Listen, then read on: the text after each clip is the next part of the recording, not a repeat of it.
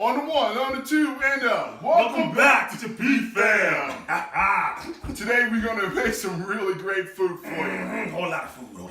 Right in the belly, that's what we're talking about, baby. Yes. Food, fun, and Feasting. yes, you know it. Ooh, yes. BFAM is here. BFAM is here.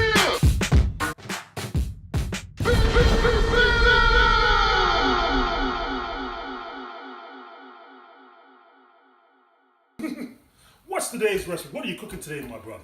Well, today I'm going to make a deconstructed chicken cordon bleu. Deconstructed. What's that all about?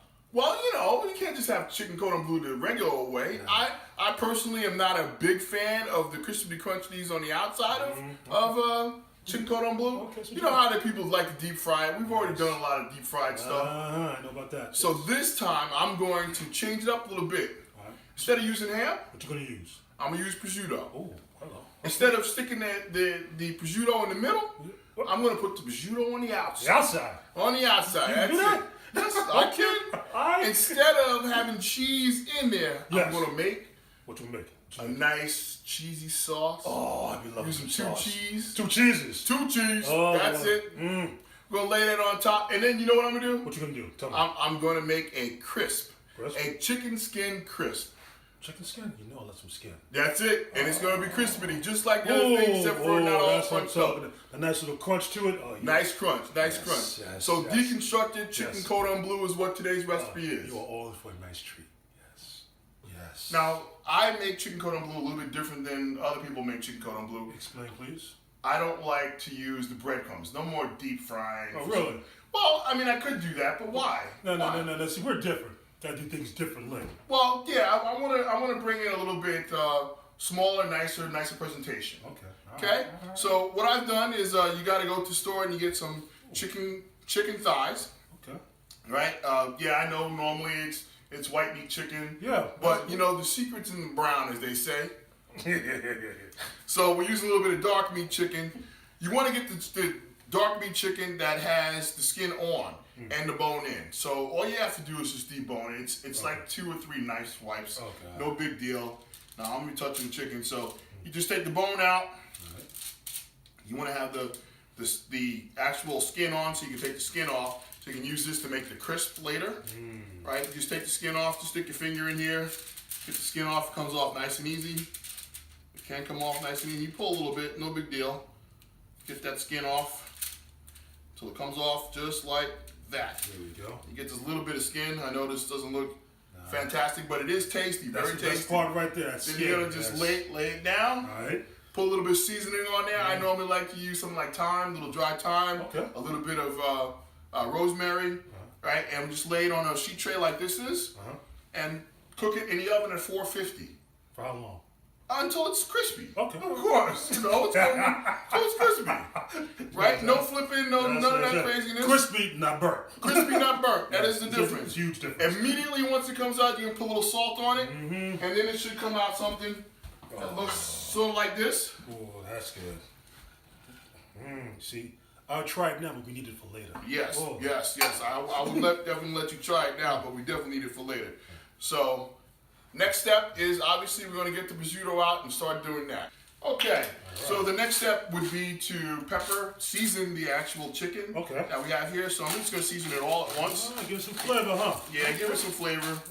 I like to make sure that it's good and ready. Get across all our little friends there. There we go. But it's lonely up and down. No one's lonely. Okay. There's that. All right, and then we're going to just start taking and rolling up our prosciutto over our particular pieces of chicken. Now, you guys are probably saying, okay, that looks weird. Let's just see here.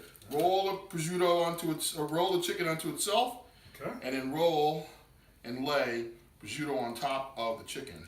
Now, it's making a little tiny roll, and we're going to use as much as we need to. Let's grab this. Don't be afraid of it. Boom. Let's grab another one. And maybe 3 pieces of prosciutto per whatever it is that makes a nice little pocket. Yes. The more the better. Well, more the better. Yes. It's not gonna. No prosciutto shall be wasted in this venture. No. Okay, and I think that's actually Oh, maybe one more.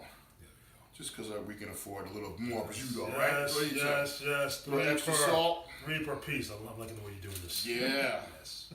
Okay. So that's nice and bundled. You don't need to put a Q-tip or not a Q-tip, a little piece of anything on there to lock it down.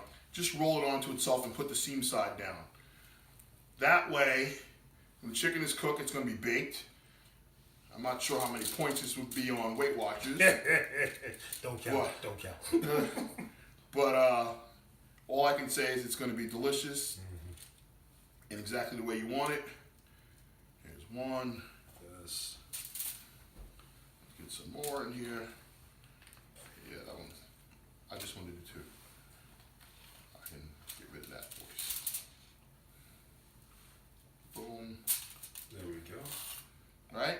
And one. Okay. As you can tell, we've made 8 portions, otherwise known, well, Nice and rolled up. 8 portions of which 2 per person. All right.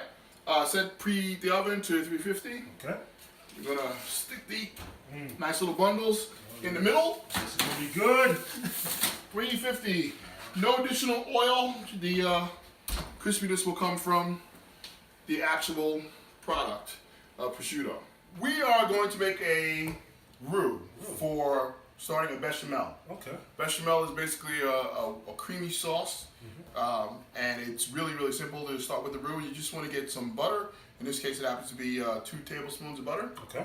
right? And you want approximately 2 tablespoons of flour. So you're going to melt this butter in this pan, boom, and you're going to look at that. Ooh, It's melted already, yeah. well, that's because the pot is hot, so no big deal.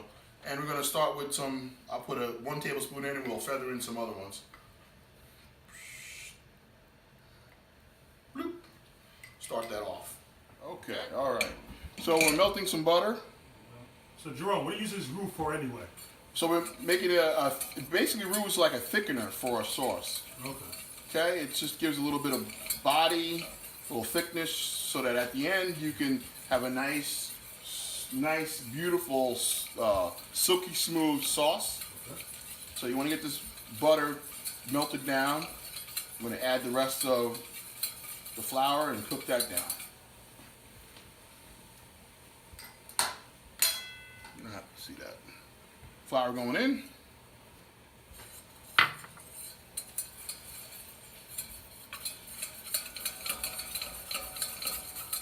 You want to cook a little bit so you get the taste of the flour out. Cook the flour down. Should be foamy like this, as you can see.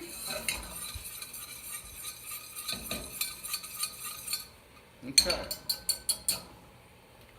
Let's make sure we get all the flour. Adding in our mustard.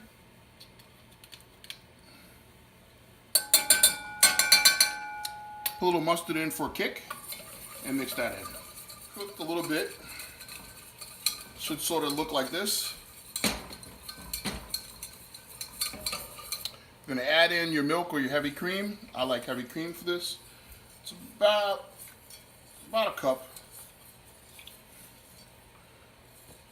Keep stirring so that you can get this stuff to be nice and creamy. No lumps, no lumps, no lumps.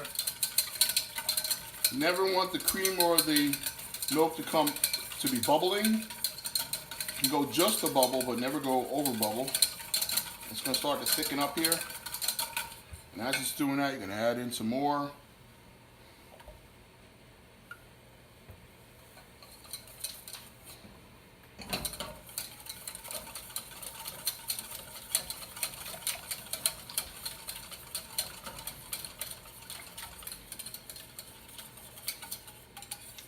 Nice milky consistency.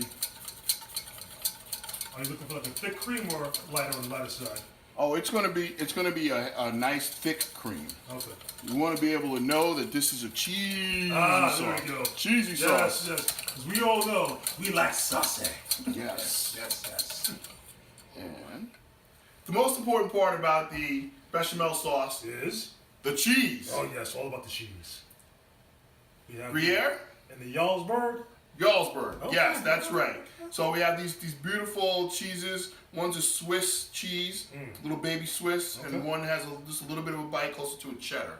Nice. But it's pretty good. It's going to be delicious. We're going to add those slowly into our sauce until they melt and come together and make a beautiful, beautiful sauce. Nice. Okay. Okay, you want this on like a medium to keep melting, and you don't want to add any more until that last one is melted. What happens if it gets too thick? You add milk or something? Or? Is there something called too thick? Nah, if it gets too thick, you can add water actually. Oh, really? To thin it out. Okay. Yeah. Add a little bit of water, a touch of water. Water doesn't add any problems to our sauce, but water will make thin it out a little bit for you, which is fine.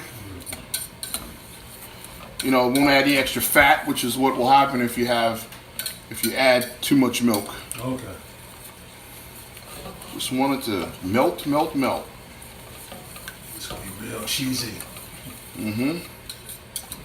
And we're gonna film this whole thing, this part, until it actually starts to melt and I can pick it up with the thing. Starting to get there.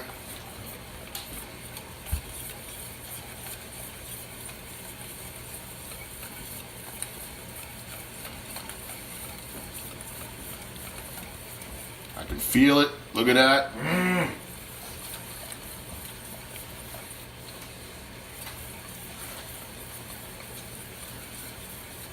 Just keep it moving, keep it moving, keep it moving. Yes, sir. Look at that, it's coming along.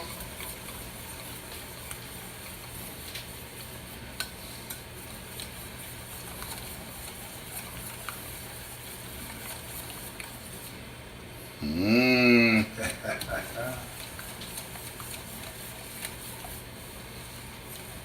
Starts to melt it's not melting fast enough. Actually, just lower it. Lower, not higher? Lower it, because I want it to melt fast. I want it to keep melting, but I don't want to burn the bottom. You don't want to scorch the bottom. Okay. So you may need longer on some heat, and because I use good pans, it's a nice heavy pan at the bottom that it retains a lot of heat, but you won't get to that burning part. Okay. And this particular shaped pan allows you to just get a loft of it. As you can see, it's grinding up the sides, but the bottom is where all the heat is. So you can clean those corners out real good with the whisk. That's definitely good to know. Uh-huh.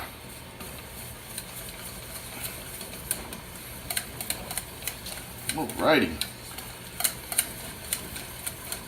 Coming right along.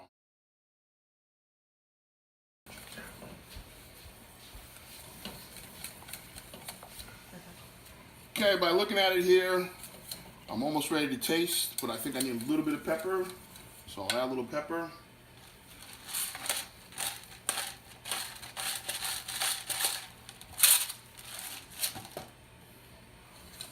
Mix that in. Some people may put a little bit of nutmeg in here at this point. I don't think this actually may need it, but let me just try it.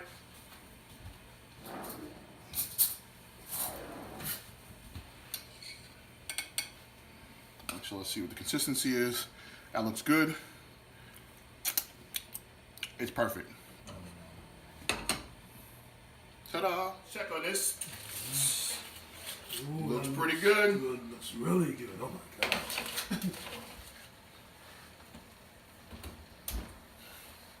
Let's check the temperature on these little bundles of joy. How nice and dark that is.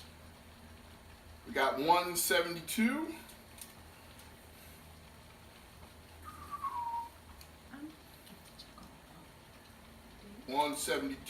Good. Okay, we're done on that. Let's start. So Ellis, Yes. here it is. Everything is done. The food is looking nice and dark, juicy, and crispy. Look at this, man. Only thing I ask you, try the skin first. Look at this. Oh, the crispy skin. Oh my god, yes. Oh my god. Oh, the flavor. Oh, this is insane. Yeah, you did it right, man. Better than breadcrumbs? Oh, you way better than breadcrumbs, man. Oh my god. If only you can taste this, but you can't on your own. This is all mine. Go ahead and get into that meat. Oh, look how tender that is. Oh, let's get some sauce up in there. Oh, take a look at that, people. Yes. Juicy all the way through.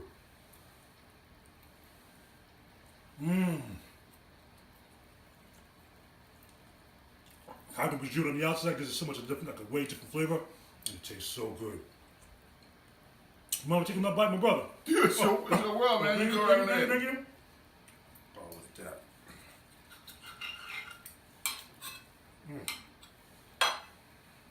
Get in there. Bam! Oh, yes, you have done your thing with this meal. Thank you. No, thank you so guys, much. you should try this deconstructed chicken cordon bleu. Cheese on the bottom, meat on the outside, Yes, chicken on the inside. Yes. Crispy skin. Crispy skin. Crispy skin. Hey, we're at that point again. If you like what you saw, You know what to do. Like, subscribe, share. don't be a stranger. BFAM! See you next time. Peace!